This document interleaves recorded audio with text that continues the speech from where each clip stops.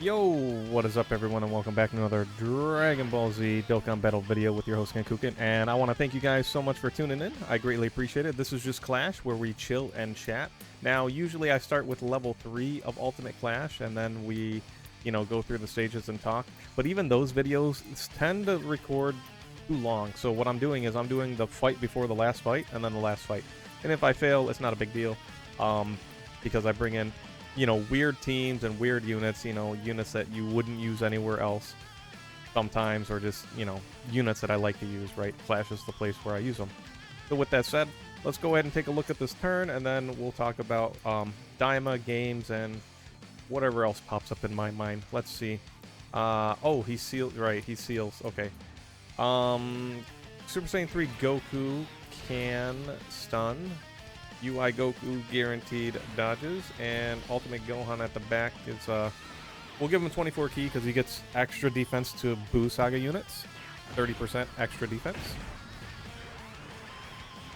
Which is just going to make this guy take single digits. Oh my! I was joking, but yeah. Greatest TUR in the game. Who else is taking single digits? Nobody. Oh man.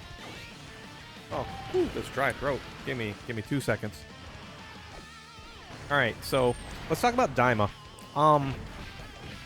I think Daima's really, really good. I think it's probably one of the best arcs of Dragon Ball in a very, very long time. In fact, it reflects Dragon Ball more than anything else. Now, GT wanted to do their adventure, and they went through the universe, right? Daima's going through the Demon Realm, a more condensed area. Which, I mean, the universe could work as well, right? And then Dragon Ball was just, Goku's adventures on Earth, essentially. It's just, man, I don't even know how to say it. Daima captures the essence of an adventure in Dragon Ball since Dragon Ball, right? The Adventures of Goku. Since literally Dragon Ball. We haven't had, like, Dragon Ball Z really didn't capture the adventure, right? It went more into action. And I guess, it's, I know Dragon Ball towards, during the 23rd World Tournament arcs and the 22nd World Tournament arc, I believe those two arcs. I believe it was those two.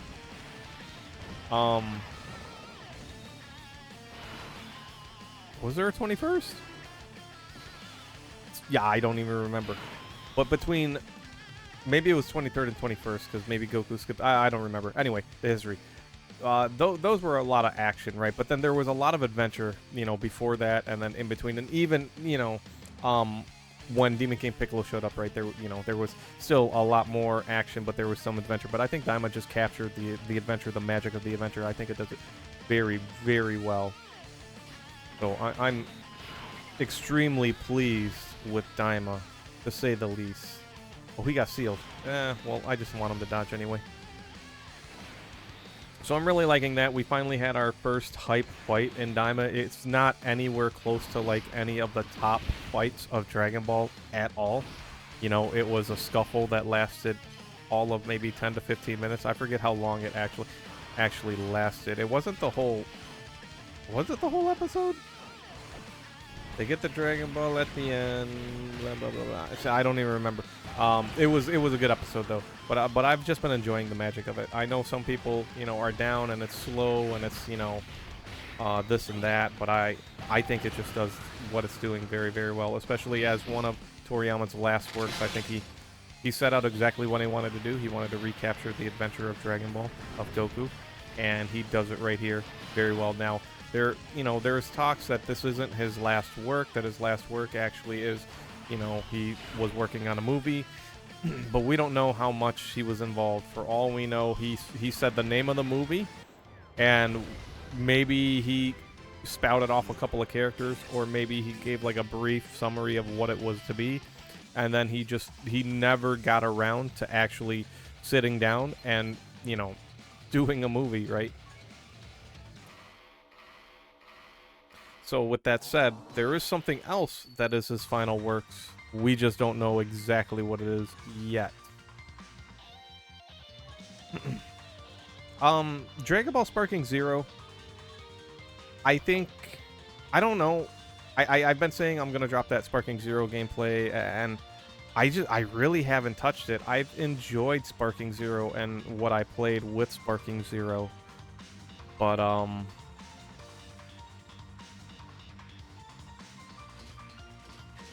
picking my team. Sorry, I can't think and click buttons.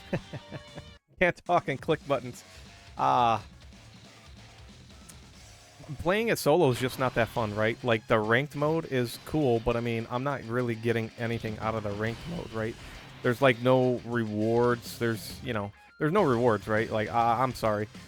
If I'm gonna do a ranked mode, I want to get something out of it. Number one, I really didn't, like, slam my stream on Twitch into just Sparking Zero online ranked where a bunch of people watch me. That's a reward in and of itself. The game doesn't really reward you in and of itself. Oh, look. Uncontrollable power rotation without a full team of uncontrollable power. It happens.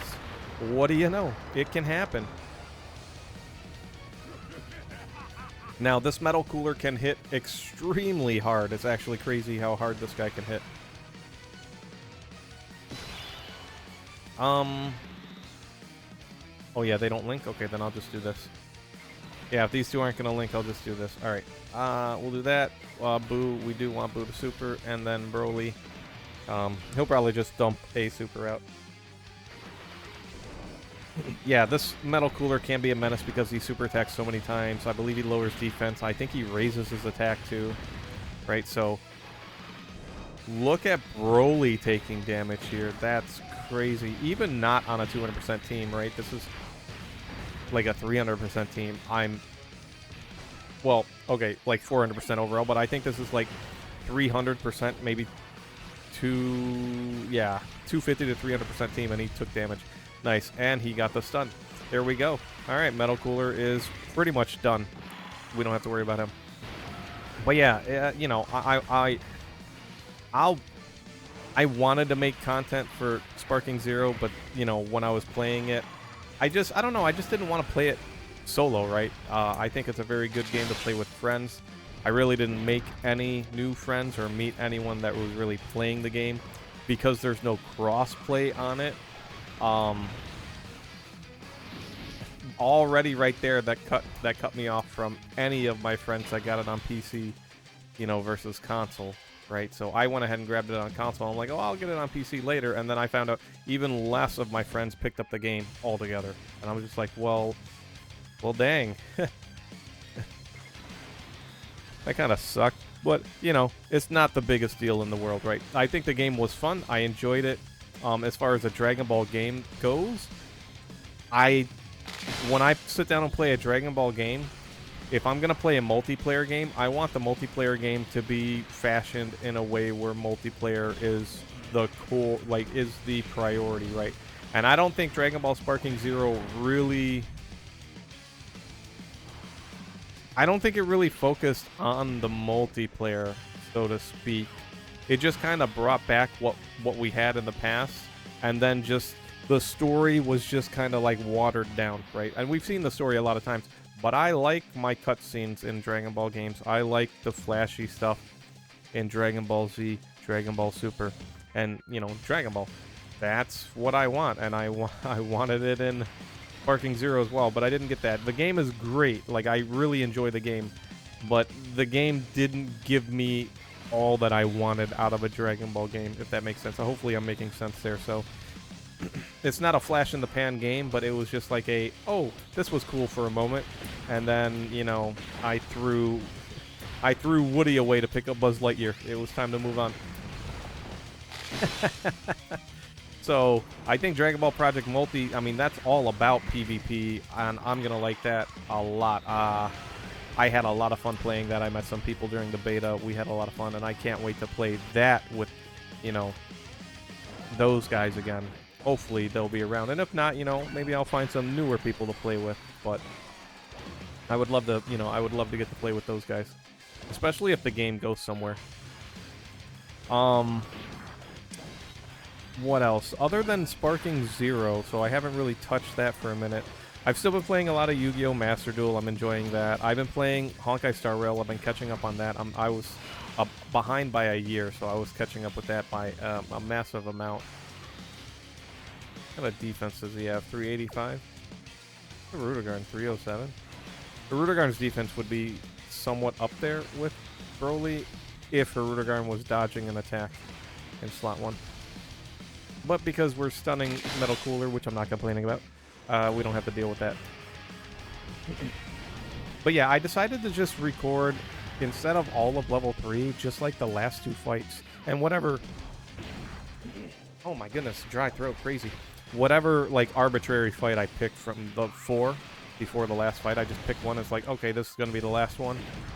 And then the final battle.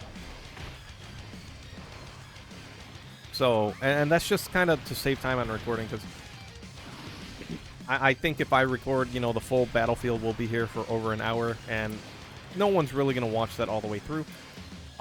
If I do just level 3, that still takes like 30 minutes to 40, which is a lot of time, especially if I'm just kind of like autopilot and talking. Oh my, that's pretty rare. Well, this is really rare. And he's still stunned?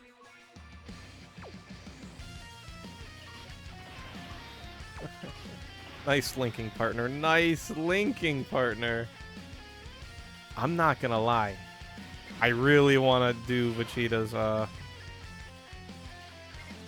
Well, actually, it's gonna be Majin Buu standby, huh? It's not even gonna be Vegeta. And he's gonna link with no one. This is... Why am I torturing myself like this? Maybe we'll have him so weak we can hit him with Vegeta's finishing attack instead. And Metal Cooler has so much health. But yeah, yeah, I've been catching up with Honkai Star Rail. I'm behind on content by a year. It took me a couple of weeks, but I did catch up on most of the content. Now my characters are just like, they're under-leveled, right? And I guess I like to talk about this. I watch a lot of other Dokkan content creators, and Truth is one of the ones, you know, that I'll watch, you know, frequently to see his opinion and his thoughts on the game. And when he brings up power creep, and it's a gacha game, this is what they do. That's not what a lot of the modern gacha games are doing right now.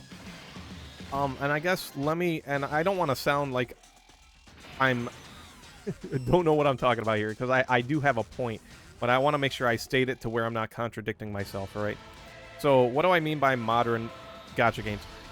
Genshin Impact, Zenless Zone Zero, Honkai Star Rail, Wuthering Waves, I think Tower of Fantasy might probably have fallen under this as well, but when I say modern gacha games, it's games that come out, right? It's gacha games that come out, and that's the best OST, by the way. I didn't finish his OST tier list, but if Rudigarn wasn't number 1, he was crazy. He was crazy. Of course, Piccolo's not gonna get a super. Oh boy, well, he's still stunned back there, right? But yeah. That's what I mean by a modern gacha game, right? They're breaking the mold. Now, there's traditional gacha games that come out that they're more of just a cash grab. Now, everybody that makes anything, for the most part, when it comes to entertainment, and at least video games, anyone that makes a video game wants to make more. They either want to make more and get their name out there, so they make like a free-to-play game, but their end goal is probably, if not to just share their art with someone, they want to make money off of it, right? So gacha games will even be more specific. Gacha games most of the time want to make money off of it. But the idea that power creep is the only way to make money it's not... It doesn't seem as... Yeah. How many? 3 turns? We're gonna have this dude dead in 3 turns?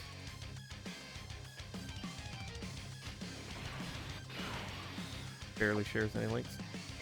We'll do this. We'll let Vegeta hit him. Even if we win, I don't really care. Like, it's not going to bother me. But power creep isn't, like, the only thing that drives sales of games forward, especially with, like, the modern gacha games. I can sit there with old characters and complete the content in Zenless Zone Zero, right? And it's a younger game, so let's go to Honkai Star Rail. I was gone for a year, and the game had been out for, you know, maybe like half a year when I started playing it, or a couple of months, and I dropped off quick. I come back, and I can still beat the content. Now, I'm going to be honest, all right? Well, I'm always going to be honest. I'm going to be honest, as if I wasn't going to be. I have to sit there for 30 to 40 minutes fighting one enemy with my underlevel characters that have been power creeped by better characters and better team comps because they're going to perform at a higher level. But I can still get through the content. And right then and there, that kind of just like, it's a gacha game, power creep exists because gacha game, and I'm just like, I don't know anymore. Like, I don't know that I can get behind that anymore.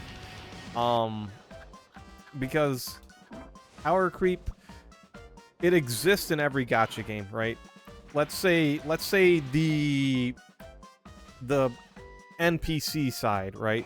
The gacha game side of the game doesn't power creep. And what I mean by that is I really want to see like the animation for Majin Vegeta, but I doubt we're going to see it. The enemies will get stronger, right? Or they'll have a new mechanic introduced that's going to make things harder for older characters. Excuse me. But it's not going to be unbeatable or unplayable. And I'll wrap up my point with this. We might have to mute the music here in 2 seconds because they're playing the Dragon Ball Super theme in the game.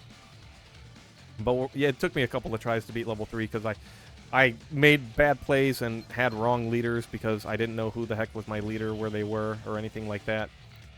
But the game will get harder, right? Or the enemies will get new mechanics that make it harder, but it's not unbeatable for your starting characters or your lower tier ranked characters, right? Or anything like that. And Dragon Ball Z Dokkan Battle could break away from what is a traditional gacha game to a, you know, even in their confines, to a more, at least modern, they would need a new game to be, you know, like a real modern gacha game, but they could have some modern practices with the game, right? Power creep doesn't have to keep happening in the game for people to keep summoning for new characters. It just doesn't need to happen like that, right? So power creep is going to exist in every game, but again, it doesn't have to be the shadow that looms over everything.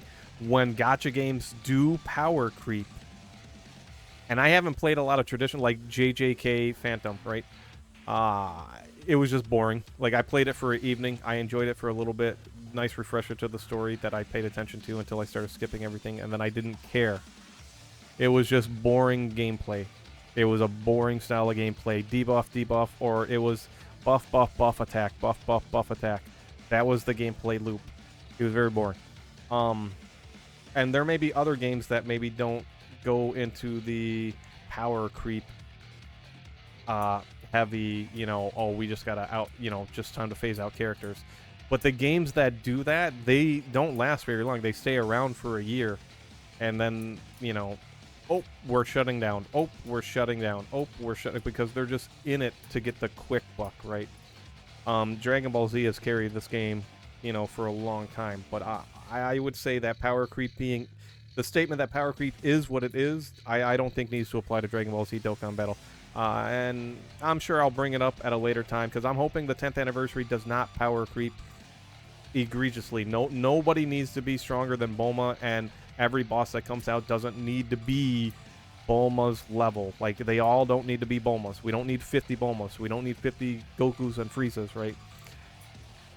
I think what we have is, you know, working out to be well enough.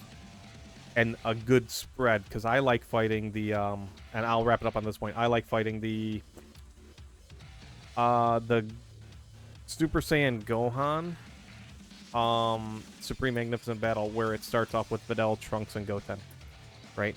I like that one. And then it goes through 4 phases, and you get to Gohan, and Gohan can hit up to 3 million super attack, or maybe a little bit more, but that's after 4 turns have passed, which you've probably blown through his life bar by then, or maybe you don't have all the premium units, you know, and you come in there and you barely just get by, or you need items to help you get through it, which, but that's my favorite fight. It's not one phase, it's not, you know, if you don't have like the greatest tanking units in the game, you're gonna lose right away. Like those are boring. They're boring. It's boring. The Gogeta and Janemba fight are boring. I'm out of here. Let me know your thoughts in the comment section below. Consider subscribing. I would love to have you around. And until next time, we will see you soon. Annalisa sucks, by the way. All right, bye-bye.